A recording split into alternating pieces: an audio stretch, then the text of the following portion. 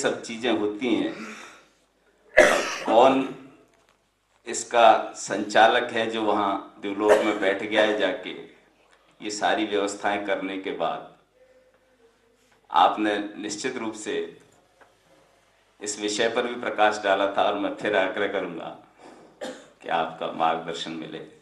आर्य श्रीमन सभापति आर्य मिश्रा उपस्थिता मातरम शारदां नत्वा किंचित वक्तुं समुत्सहे।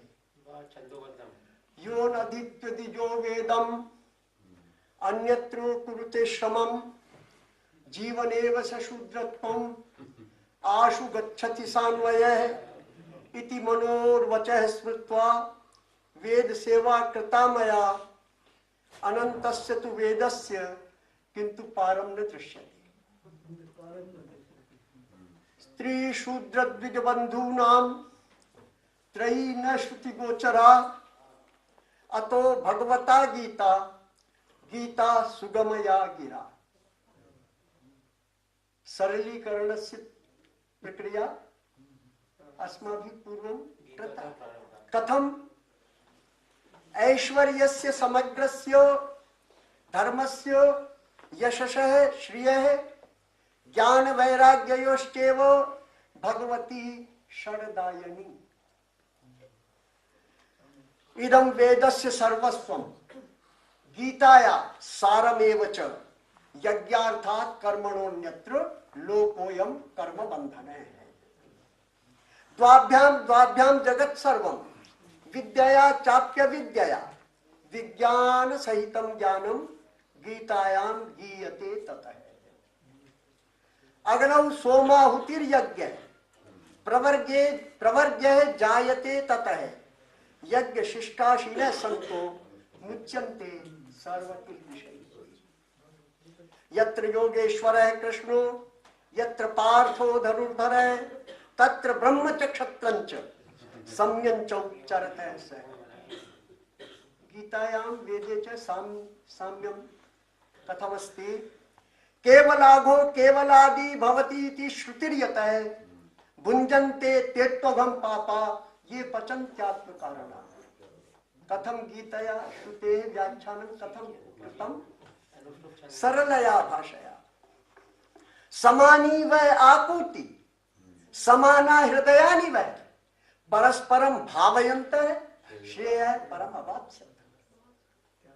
कथम गीतायां वेदे च समन्वयः तदेव अग्निस्तदादित्यस् तद्वायुस्तदु चंद्रमा ये यथा मां प्रपद्यन्ते तांस्तथैव भजाम्यहम्।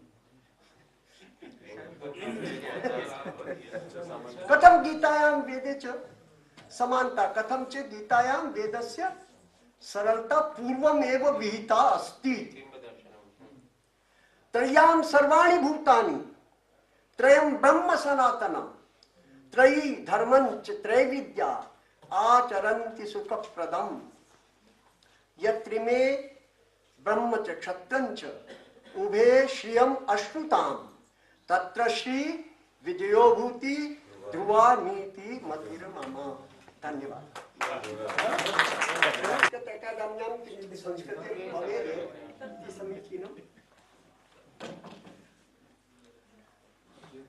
प्रोफेसर साहब की बिल्कुल जो है वो रेल का आपने ध्यान रखा है कि मतलब कितना जाने वाले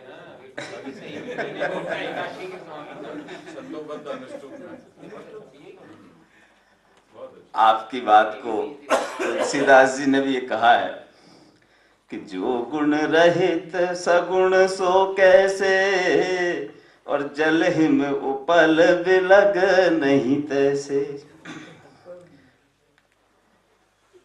आपने वो बात वेद के द्वारा बताई, तो वेद के श्लोक के द्वारा बताई।